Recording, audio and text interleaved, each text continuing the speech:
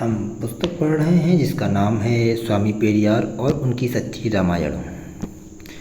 ठीक है, इसके काफ़ी सारे चैप्टर हम पढ़ चुके हैं।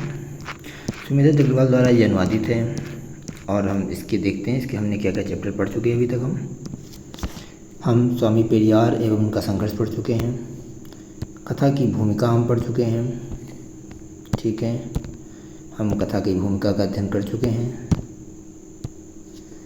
राम की जन्मभूमि की सत्यता, इसका भी हम अध्ययन कर चुके हैं। अब आज हम पढ़ेंगे राम की जन्मभूमि की गुत्थी और इसको हम समझने की कोशिश करेंगे कि आखिरकार बात क्या है। चलिए शुरू करते हैं।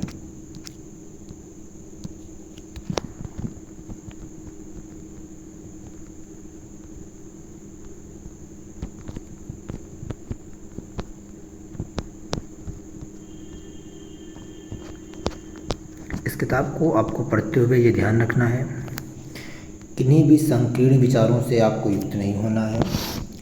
आप जो भी समझना है खुले दिमाग से एक विद्यार्थी की भांति या एक अच्छे नागरिक की भांति समझना है। हमें दोनों पक्षों की बातों को सही समझना है। जो रामचरितमानस कह रही है या तुलसीदास जी कह रहे हैं या फिर जो पेरियार जी अपनी सच्ची रामायण के माध्यम से कहना चाहते हैं, इन दोनों के माध्यम से हमें समझना है। चलिए शुरू करते हैं। समझ करिएगा, जितनी भी सभ्यता विकसित हुई वे नदियाँ और घने जंगलों के किनारे ही विकसित हुई। उस समय मनुष्य खाने और पीने के लिए प्राकृतिक स्रोतों पर निर्भर करता था। गंधर्वों को गंधार देश, सिंधु घाटी सभ्यता में सिंधु नदी के दोनों किनारों पर विकसित हुआ था। गंधर्वों के गंधार की पुष्टि ऋग्वेद, रामायण और महाभारत से होती है। दशरथ द्वारा किए गए अश्वमेध यज्ञ में उनकी ससुराल सिंधु घाटी के कई राजाओं का वर्णन है। वाल्मीकि रामायण इसका स्रोत है। वाल्मीकि रामायण का लेखन और रामायण की घटना का वृतांत सिंधु घाटी की सभ्यता के बाद का प्रमाणित होता है। भरत ने अपने नाना कैकई राज अकपति के आमंत्रण और उनकी सहायता से गंधर्वों के देश गंधार को जीता। इससे सिद्ध होता है कि अयोध्या नगरी भी सिंधु घाटी सभ्यता के आसपास ही थी। महाभारत युद्ध के बाद परीक्षित के वंशजों ने कुछ पीढ़ियों तक वहाँ अधिकार बनाए रखा। महाभारत की घटना भी सिंधु घाटी के बाद की है। सिंधु सभ्यता लोग नागवंशी भी कहलाए थे, इसलिए जानमेजय ने अपना नागयज्ञ भी वहीं किया था। ऐसा वाल्मीकि रामायण की पृष्ठ संख्या 1016 सर्ग 1001 उत्तराखंड में लिया है।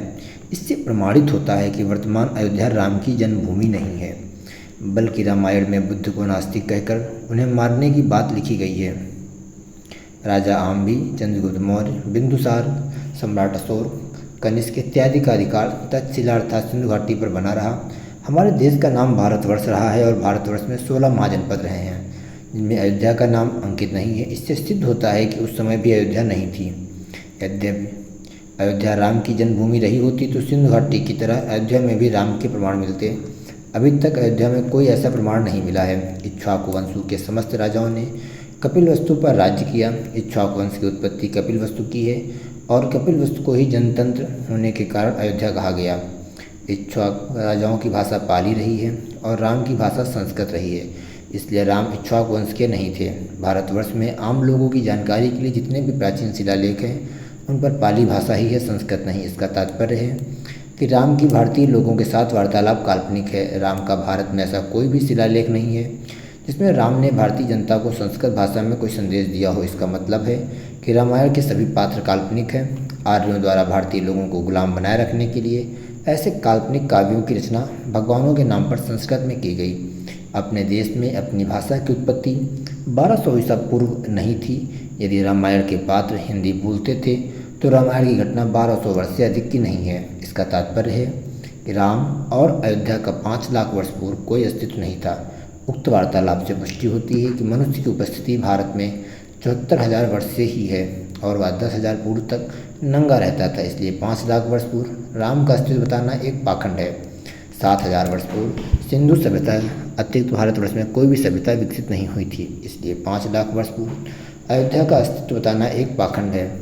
विदेशी आर्यों का चित्रण वेदों में किया गया है। वर्तमान में यह प्रमाणित हो चुका है कि आर्य लोग यूरोपीय मूल के थे जो कि विचरण करते हुए मध्य एशिया में आए और मध्य एशिया में उनका आगमन भारत की तरफ हुआ। आर्य लोग लंबे कद गौर वर्ण के थे। उनकी भाषा संस्कृत चरवाहों की अश्लील संस्कृति थी। ये लोग भारतीयों की अपेक्षा युद्ध में अधिक पारंगत थे, जो कि आर्यों और अनार्यों के वेद में वर्णित संघर्ष से प्रमाणित होता है। भारतीय लोग कद में छोटे, काले रंग के थे, जो कि कृषि के कार्य में कुशल थे। उनकी भाषा द्रविड़ थी। आर्यों का रहना सहन घुमक्कड़ एवं पशुपालन था। ठंडे स्थलों में रहने के कारण ये लोग मांस मदिरा का ही प्रयोग करते थे। ठंडे देशों में आज भी गोमांस या मदिरा का प्रयोग 100% किया जाता है। उन ठंडे देशों में कोई भी व्यक्ति बिना मांसाहार के जिंदा नहीं रह सकता। प्राचीन काल में भारत को छोड़कर संसार के सभी देशों में गौमांस का ही भक्षण किया जाता था। भारत में आर्यों के आने के बाद गौमांस का भक्षण किया जाने लगा और आज भी किया जाता है। आर्य लोगों का रहन सहन घुमक्कड़ होने के कारण वे अपने पालतू पशुओं को ही मांस खाकर जीवन यापन करते थे। प्राचीन काल में जहाँ गाय भैंस को भूना जाता था, वेदों में उसका नाम यज्ञ के नाम से जाना जाने लगा। भारतीय लोगों द्वारा आर्यों की इस प्रथा का विरोध किया जाता था तो उनको धर्म विरोधी घोषित करके राक्षस या दैत्य के नाम से अपमानित किया जाता था।